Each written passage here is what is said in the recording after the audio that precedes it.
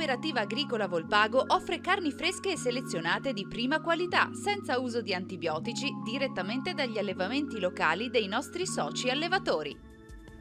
Bentrovati al meteo. La fase stabile sull'Italia ha le ore contate, arriva un'intensa perturbazione e il tempo peggiora.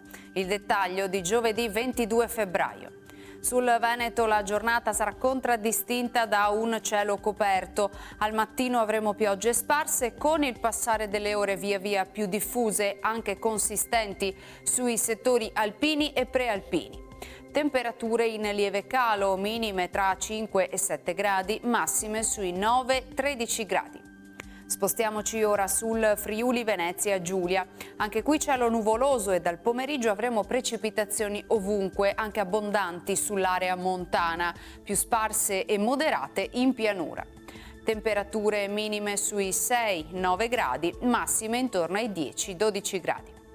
Infine diamo uno sguardo alla situazione del Trentino Alto Adige, dove avremo poche novità, piogge dapprima deboli, poi più forti, neve oltre i 1500 metri circa. Temperature minime sui 6 gradi, massime intorno agli 11-13 all'incirca. Dal meteo di Antenna 3 per ora è tutto, grazie per l'attenzione, arrivederci.